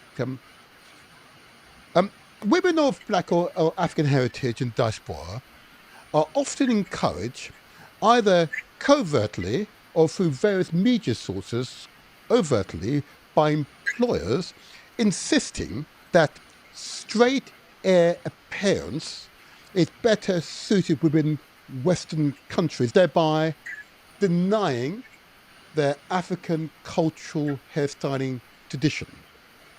In other words, straight hair over our traditional hair. Is that generally true, a statement, or not, in your opinion? yeah, I believe it is. Personally, I have not experienced that. Probably because my hair was, when I was in corporate, my hair was relaxed to death anyway. So I Okay. haven't Yeah. experienced that, but I do know women who have experienced that. So Hmm. I can't talk too much on that, but I do know it Hmm. happens. I'm not Hmm. sure how it happens in the workplace, whether it's through microaggressions, whether it's actually Hmm. being said to the women. But it would Hmm. be, that would be a definitely interesting conversation to have with black women who have experienced this. Like I said, I haven't. Hmm. You know, when I was in corporate, I was a rebel without a cause, so I don't think you could tell me anything. But I would Oh, pass no. me the I hat, hear you. wear it the next Yeah. day, and I'll probably get sacked. But anyway, Oh, so good for you. Good for you. Good for you. so Interesting. If I may, what you're yeah. really saying is that, look, if we say, let's take some anecdotal evidence. If you look at 100 African women in the in corporate hierarchies, okay, Mm. how many of them would have natural African style lines, or how many of them would have a straight Asian hair as a wig, or it's been permed so it looked straight like that? Now that's usually an indicator. You use the term microaggression, okay, that they are picking up the hostile environment. In other words, even Britain, most certainly the US, even Britain and most of Europe are still back in the 400 or 500 years ago in terms of mentality. And that meant, and therefore, at a psychological level, women are detecting the hostile environment to the strength of the African woman's hair and what he represents. Okay, and therefore it intimidates Europeans, intimidates so many Asians, and therefore to adapt to fit in, they actually, for all intents and purposes, ruin their own hair to fit in. And my observation is, of the 100 I surveyed, 99, I repeat, 99 of them had long, artificially straightened hair. Now, that clearly is a response to a hostile African environment. Yeah, that's in 21st century Britain. Yeah, and most certainly the case in 21st century America corporations. I think that's absolutely disgraceful, disgraceful. And the British government, the British and Britons need to think carefully about about their behaviour, because these women are responding to what they perceive to be a hostile environment that will not appreciate African hairstyles. In short, they're intimidated, afraid of African women being their African selves, as expressed through their hair. Gosh, gosh. Yes. They said, I believe in I America could, they yeah, passed an act go ahead. called the Hmm. Crown Act, where employers cannot discriminate by, ethnicity, by hair, the way they wear their hair. So, I think there are organisations trying to lobby for that here, but yeah, it's again, it's part of the suppression of our identity, and Yes, it's yes. unfortunately it's part of code switching. We have to Hmm. switch when we're in the workplace, Yes. not just with our hair, but with our attitudes and I remember working in corporate, and I was always asked, do you want to go for a cigarette? I don't smoke. I ended up smoking cigarettes just to Oh, fit in. interesting. Yeah. I ended Hmm. up drinking wine just to fit in. Just for an easier life. So it's not just hair; it's a whole identity. You have to switch. It's tiring. It's tiring. Yeah. It's exhausting. Thank you. And it's happening every day. It's happening Every, right now. yeah, Yeah, it's every happening right now. And I'm just noting some of the comments getting in now. I see one young lady says, she says, the sad thing is that putting a wig on is more to do with speed and looking acceptable. Interesting. You got your own hair, that isn't acceptable. So it's speed and looking acceptable. Okay. No, The, no, I understand what she's saying because sometimes okay. our hair is time consuming. So I understand. Okay. I've been there. Throwing a wig is easier. We just want All an easy right. life. Just go to work, come back. I don't want any issues, please. But our Okay. hair, Okay. like I said, we love our hair, but sometimes we just don't like it, especially when it's not doing what you want it to do because you need to, we're in a global economy. I don't have time, 3 hours to work on my hair, but that's what our hair needs. Yes. And Yes. sometimes Yeah. we see our hair as a burden, but it has to be part of our self care. And Hmm. the initial stages will be difficult. It will be a challenge, but trust me, once you understand your hair prints, Yes. it becomes easier. This is Thank you. why my Thank you. curriculum it's an experiential curriculum. It's based on data. It's based on the lived experiences of black women and their hair. So it evolves. So as I'm holding the hands of black women, I need them in turn to hold my hands because together Hmm. we can create this Yes. curriculum. It's not just my curriculum, it's our curriculum. In fact, let me get on to that. You said the curriculum. So now you've suggested that this sector needs a professional body. You mentioned the Air Council to regulate the products used and ensure suitably qualified person use them. Why would this be an improvement on the current arrangements? My question, but you're jumping ahead of me there. But this set out the scene why we need to regulate the sector, regulate the use of the product, ensure those who use the products are suitably qualified. Why would that be a marked improvement on the current arrangement? Just to summarize it for us, I think you've said most of it already, but just for the benefit of the audience, please. It's with the products, it's not so much about educating on how to use it. We know how to, if we're talking about hair care products, we know how to use them. It's Yes. the ingredients Okay. in the Okay. products that need to Ah. be regulated. We know how to use Uh-huh. we know how to use the Uh-huh. shampoos and conditioners and etc. Yes. Um, Yes. I go more in depth in my cooking, but it's not so much that, it's the ingredients that needs to be Right. regulated. We're using these products that are Mm-hmm. harmful to our health. Okay. That's clear. That's clear and unambiguous, and I'm not going to take that away from you. That is clear and unambiguous, and the evidence I've gathered it asserts that clearly is true. Are you recommending, therefore, that women should really use organic products rather than these highly chemical products? What's your view? My view is education. If we Okay. educate ourselves on how to care for our hair, because I think we put a lot of onus on the product, and they do Okay. play a part. Don't get me wrong, but it's about how we care for our hair because we can use it. Okay, so say for example, the products are regulated. We have all of these fantastic hair products. So are we going to we use them, and then are we going to then stick a wig on our head?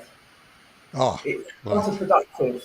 I Are we understand. going to use them, but use them every month?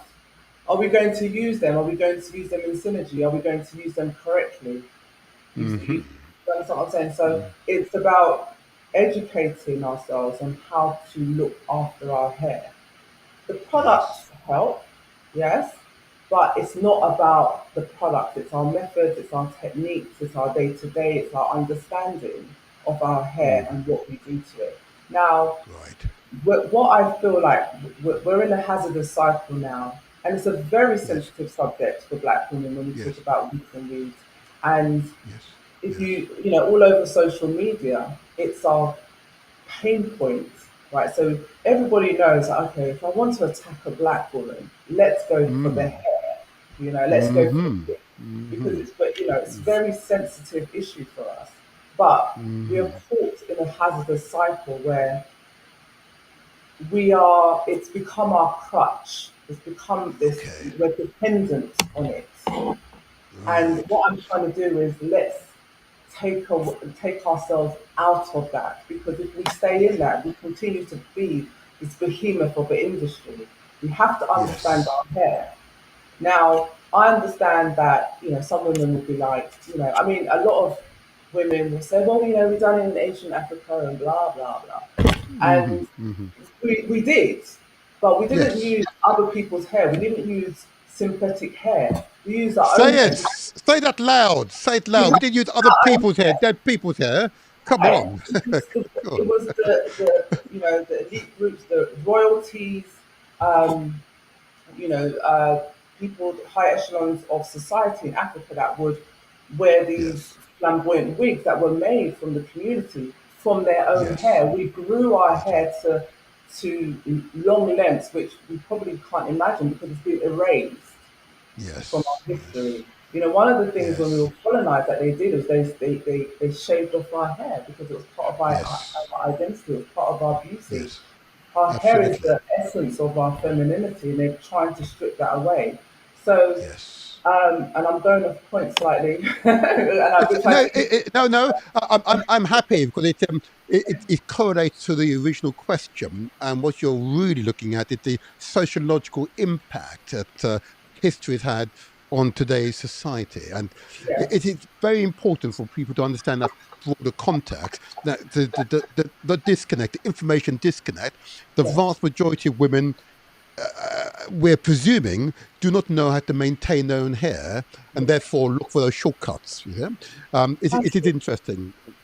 Sorry. And through education, I've worked with some amazing professionals around the world, and Mhm. to build this curriculum. And my objective is for women to fall in love with their hair. you Good. know, and, Good. and Yes. if I was to, and I'd love to ask your audience, if you could wake up tomorrow morning with the hair of your dreams, what would it look like? Because I can tell you Right. what I would look like. It would be down my back, Mhm. Mhm. you know, showing in its natural beauty. It would be down my back, and I'm pretty Yes. sure many black women would want. We want our own hair. We want our own Right. hair, but because of lack of knowledge and understanding, and the world that we live in, Mhm. being in the global economy, being in the West, Yes. uh, Yes. especially, we got to move. That's it. We're back now. We're back. No. That's not Oh, very, yeah, there you are. sorry. We're Yeah, back. We're yeah. back. Mhm. Sorry, what was I? I do understand. No, no, it's okay. I do understand, and it is at least what this will be. This is part of a series of podcasts that will focus on hair, both women's and men's hair products, the industry, and what we as a communities are able to do about addressing these issues of serious concern. Okay, because I believe that's the way forward. We've got to take the baton ourselves and run with it ourselves. And the idea that the majority of this industry are controlled by white men, I find, said the least, disturbing. Very Disturbing. disturbing. But anyway, to say Correct the word. least. Very disturbing. Very Anyway, disturbing. anyway. Well, my next question. This move us along a bit now. Um, so you are agreed that the current arrangement is poor, and what we need is a regulated sector. You Yes. agree that the practitioners, hairdressers, and so on, should be qualified, suitably qualified, and therefore regulated. So if they, just like all the other professionals, if they're not practicing as they're taught and harming their customers, then they can be struck off. They're no longer can be hairdressers. That seems eminently sensible. But your real point here is that government needs to get their act together because the products themselves are poisoning women. They're poisoning us at the moment and causing us real harm. I mean, Yeah. that's the clear message I'm getting from you, and that's the evidence I've gathered, and I'm a novice. And that was pretty clear to me that these products are harming us. They may not harm you today. They may not harm you next week or next month or next year. But often these products are being used for many years. So they have a cumulative impact on our bodies, yeah? Yes. And thereby can have significant impact, such as the endocrine system, our reproductive systems, and indeed, you see your hairline going back, primarily caused by the products you've used in the past having a cumulative impact on your physiology. The majority of women I know are suffering the consequences of these hair products, but we've not been shouting about it. It's now time for us to shout about it. Change must happen, and we're going to be with you, Kelly, to make sure that change happens. Okay. Just Martin, Now, just quickly. of course. I wasn't saying that professional salons are intentionally damaging our Oh, hair. no, you're What not. I'm Of course, no, you're not. no, I'm not saying that. What I'm saying is there's a lack of education in terms of how we care for our hair, and also as well, the products can cause harm, internal health wise, but it's really the wigs and the weaves that cause more harm in terms of traction alopecia, tight extensions, Yes. some of The these sort wigs and the weaves. Say it again. Say it loud. Because that's what the wigs and I'm the going to go weaves. out after this If you use, podcast, and I'll see women with if wigs you and weaves. if used incorrectly, okay? Hmm. That's Yeah. really important. So I Yeah. don't want any Okay. backlash, which I might Oh, get. there'll be backlash regardless, because clearly So, the big corporate I'm ready. interest, I'm ready. the big corporate interest have an interest in selling those products and undermining Exactly. common sense advice like this. They've got a vested interest. Okay. Look, I know based upon the feedback I'm getting on my phone, I can see in the chat that there's real interest in this subject and a real desire to make these products safe and to educate women how to use the product. Now, indeed, to maintain our own hair. Okay, there's clearly a real desire. So, um, how can the audience contact you? In fact, I can provide an email address if that's necessary. That's not a problem. Okay. Um, just give us a quick summary of what aspect of this campaign particularly interests you, to which you wish others to join with you. Which aspects of the campaign would you want to pursue? Well, one of the objectives of, I know, the Hair Council to have the industry um, regulated is Hmm. consumer safety. Now, Yes. Yes. just on black women alone, we should be regulated just on the evidence. But Absolutely. Yeah. that's Absolutely. that's what would really help. I would love, Martin, if you could, because I'm about action. I'd love to have an event with the community, not to sell, not no frills, just to talk about our lived experiences with our hair. Hmm. And if women are, and of course it's in confidence, but if women are happy to, you know, contribute their data, which could just be images, just their testimonials Hmm. on adverse reactions that they've had to products, Hmm. styling issues that they've had Hmm. where they've lost their hair. That will all go towards lobbying government to protect our consumer rights as black Okay. women. So one, I would All love to right. do that.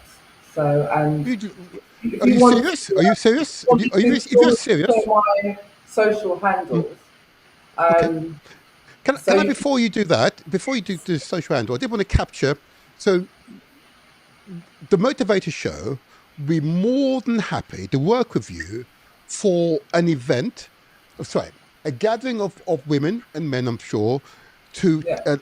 discuss and come up with a strategy to address the government and the industry in relation to the products that we are utilizing. Okay, and if that's something you'd like us to organize, we'll be happy to do so. Martin, let's do it. I'm ready. We Okay. need to do this. Well, okay. Well, this is the Motivator Show, because this is where we translate our words into action, and where success is ours for the taking. In that case, I'm going to make an instant decision. let's book. There we go. Let's book Saturday. Let's do it on a Saturday, the 18th of October. Let's book that time between 1, let's see, or let's say 2 and 5 p.m. Okay. And I will provide an address in the next podcast, and we'll get yourself and all these other women that interested parties together, and we're going to plan our campaign for action for change. So Yes. so you can receive, so you can use products with the confidence that they're being fully tested and they have minimal harmful impact on your health and our health. Yep. Let's do that. So let's book that date. I'm going to put it down provisionally now, and I will confirm the address, but book that date. And I want the audience, those of you who have been harmed by the products, or those of you who wish to be in touch with those who can help you to better understand and maintain your own hair, or in those of you who may be men who are concerned, you've got wives, you've got daughters, you've got sisters, okay, we love them, and we want to be a part of this campaign. In the next podcast, I'll confirm the address. I've confirmed the time and date, but the time and date, it'll be here in London, just to emphasize, be here in London, and we'll get this going. An outcome, that's a call to action from the Motivator Show. Be assured. Thank you for that, Kelly. Now, you're about to give us your social media angle. Go ahead. Yes, so I'm on Instagram and TikTok, and it's Black Hair Mastery. It's one word, Black Hair Hair Mastery. mastery. Okay. Yes. Thank you for that. And I'll put that on the screen for our next podcast for those who wish to contact you, Black Hair Mastery. And as a result of this dialogue, we booked a date on Saturday, the 18th of October, between 2 and 5. This will be the meeting full of this dialogue to engage the community. One, we want to lobby government to get this sector better regulated, both from the products and the professionals in the field. And two, for us as a community to come together, because there are some women, there are lots of women in the community who know how to maintain and manage our natural hair without the need for chemicals, without all these chemicals. The women exist. I'm going to ask those women to reach out to us. In fact, what I'm going to do, I'll put the Motivator Show's email address on the screen. There you go. If you wish to reach out to me to discuss this matter further, it's the Motivator Show 501@gmail.com. Okay, you've got that? 501. So again, the Motivator Show 501@gmail.com. Okay, so particularly if you're a woman who is trained how to maintain our hair naturally without the need for these chemicals, we particularly want to reach out to you. But women generally, we absolutely want to talk to you, particularly those who've been affected by these products, or indeed those who wish to join with the campaign to get the legislation in place to regulate this sector and absolutely ban those products which are causing harm to the people, causing harm to the community. I think it's a national travesty that has been allowed to carry on for so long. Okay, and within my circles or political networks, I'm sure this message they'll be receptive to receiving. Okay. Thank you. That's fantastic. I'll take the email address off the screen. It'll be in the comment section of this show. We're almost out of time. So, Kelly,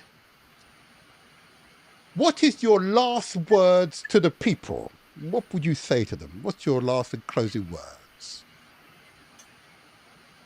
I'd like to share with you a quote by the African-American novelist and social activist Alice Walker. Oh, yes. Please, yes. Absolutely. The most common way people give up their power is by thinking they don't have any. Again, the most common way that people give up their power is by thinking they do not have any. We have a lot of power, ladies. Let's do this. I'm Yeah. looking forward to the event, Martin. You said it with such eloquence. I want to thank you. Thank you for the information shared. It was shared sensitively. It was clearly, you clearly understand that if we work together, we can achieve anything. Anything. Nothing's impossible. No. Yeah. In unity is strength. Okay. It's a saying here in the Motivator Show. I want to do this for you, if I may. Oh, please. Yes. Yes. Thank you. Thank you. Yes. Yes. Well done. Well done. Well done. Well done. Well done. Well done. Well done. Thank you. Thank you. Thank you. you. That was powerful. Thank you very much. And I look forward to seeing you and all the entire audience in the flesh on the 18th. Okay. Oh, more details will come on. Don't you worry. Okay. Okay. Thank you, Kelly. Have a good day. Thank you. Pleasure. Pleasure. Bye bye. Bye bye. Bye. Bye bye.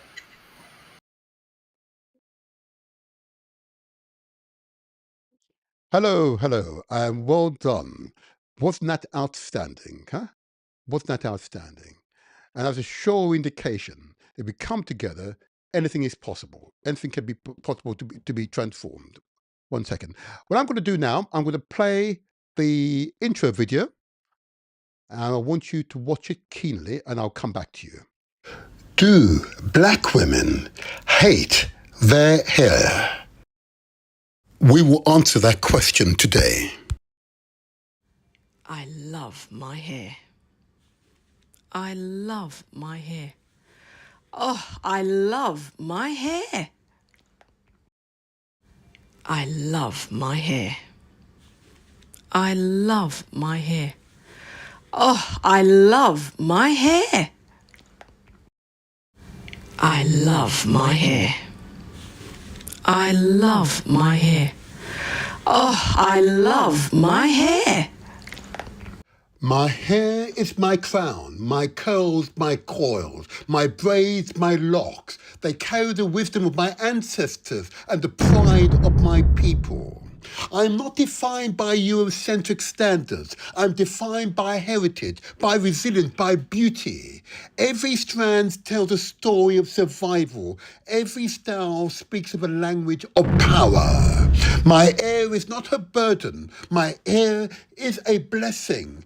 My hair is me, bold, African, and free. The cultural significance of natural hair across African communities is a powerful reminder of self-love and cultural pride. Every curl, every braid, every coil is more than style. It is heritage made visible. Whether you wear it an afro, embrace your curls, or are discovering your natural texture for the very first time. Remember this, your hair is not simply hair. It's a living expression of who you are and where you have come from. Hair is one of the most undeniable forms of self-expression. In a language without words, communicating identity to the world in an instant. But in cultures shaped by systematic racism and sexism, this language has often been weaponized. What should be celebrated as beauty and uniqueness is often judged and stereotyped or even punished. This is why the politics of black hair continues to matter, because as one truth reminds us, hair matters. It matters to all of us because it's a form of non-verbal communication. This is not new. For more than 5,000 years, African civilizations have known what the world is only now beginning to understand.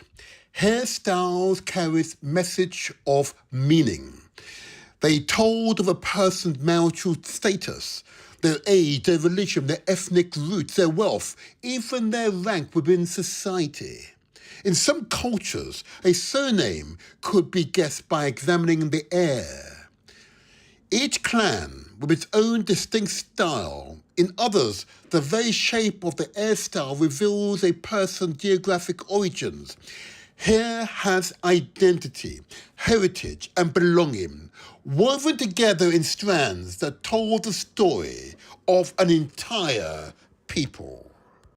Today, when a black woman or man walks into a boardroom with natural hair, or when a child wears braids in the classroom, they're not just wearing a style, they're carrying forward thousands of years of cultural memory.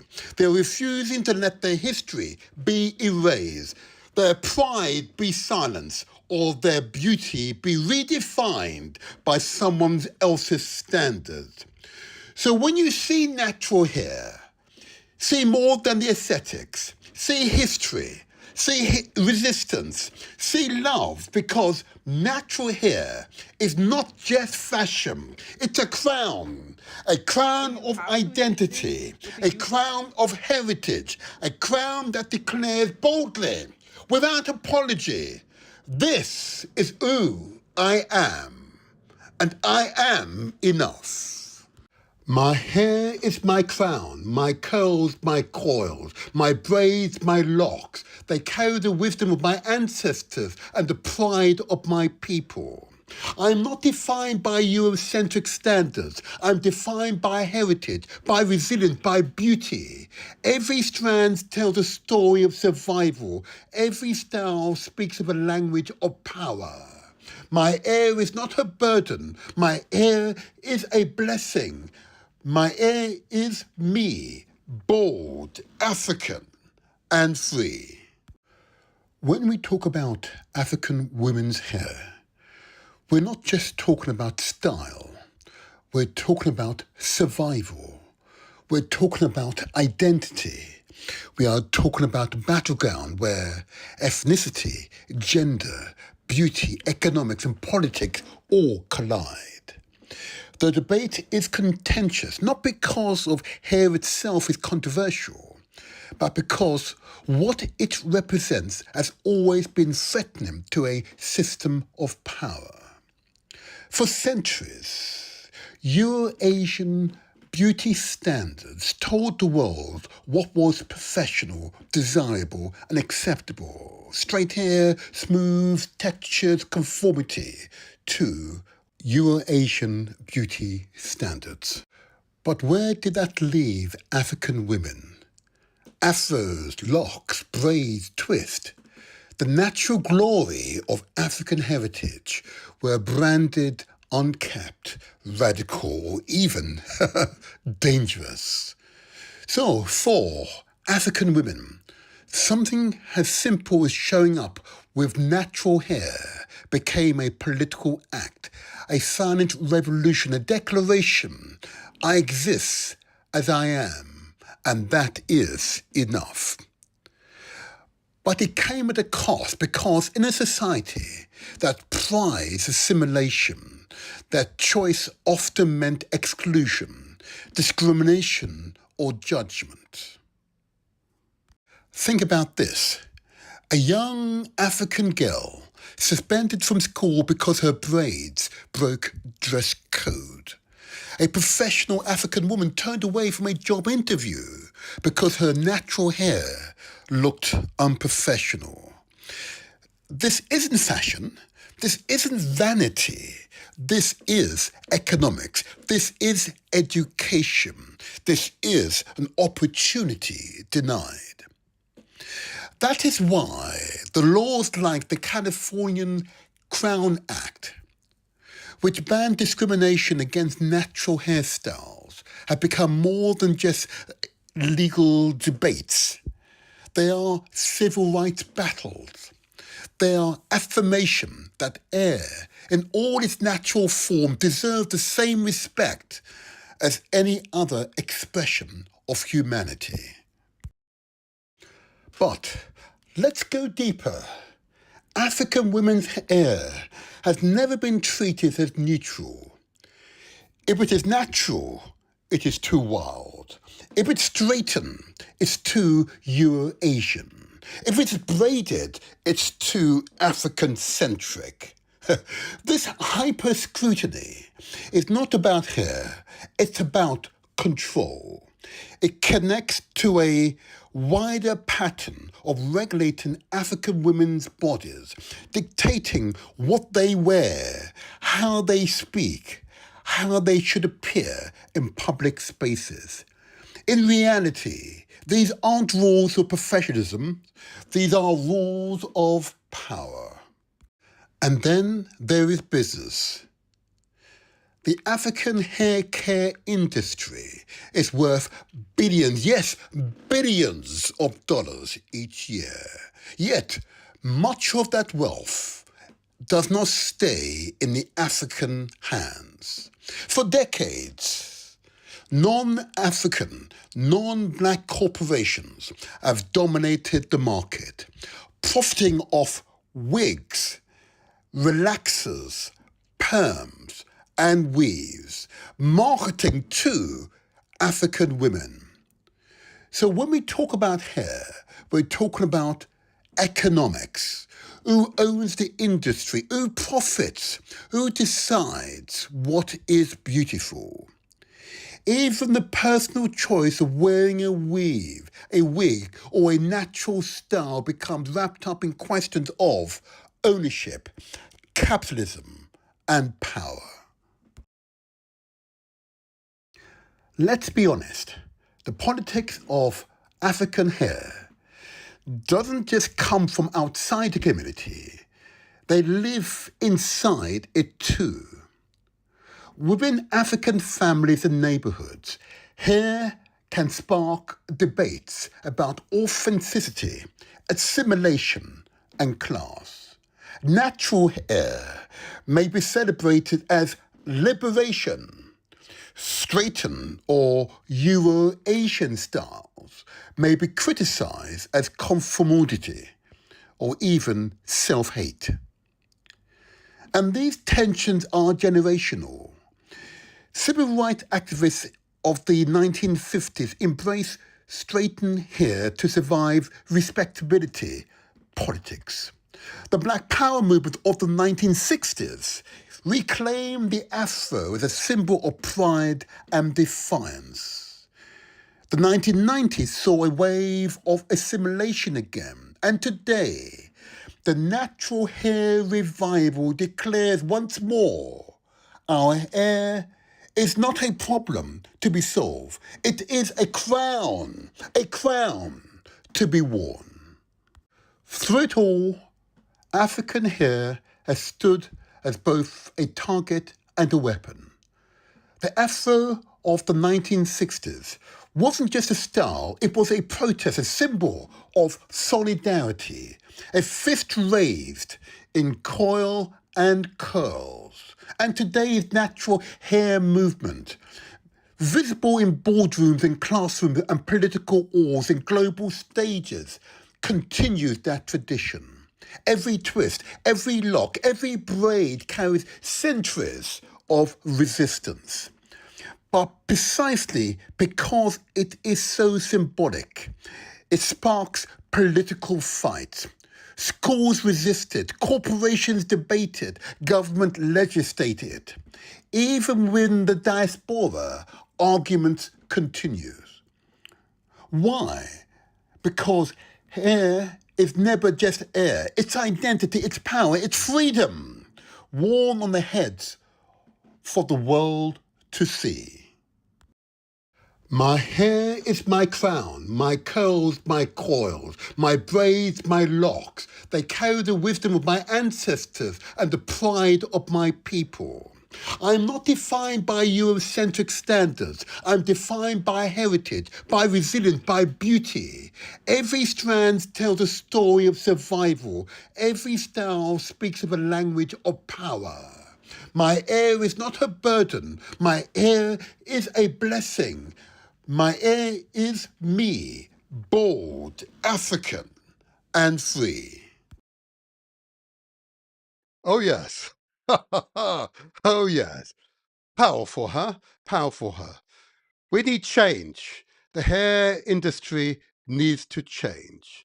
and those products need to be taken off the market that are doing irreparable harm to people. So let the campaign begin in earnest. Meet us next month, the 18th of October. More details to follow. Kelly is serious. We're serious here on The Motivated Show. We're here to effect those changes, to enjoy with you, because we recognize, and you recognize, in unity is strength. Yeah? These are not hollow words. We're clear in our intention. Okay. Praise be, praise be. But that completes another episode of The Motivated Show. If you haven't subscribed, please do so. It helps us to spread the word. Leave a comment, or at the very least, give us a thumbs up. I hope a thumbs up, just to help the YouTube algorithm to spread the word to the billion or so other YouTubers out there that need to receive these messages. And remember, what you've learned today is important. Share this information with your family, your friends, your network, and wider communities. And together we can transform our societies. So I say unto you, until the next time, I am and I remain the motivator, truly empowered today, truly empowered. And you take care of yourselves out there. You take care of yourself. Lifestyle messages, remember. Praise be, praise Jah, Rastafari.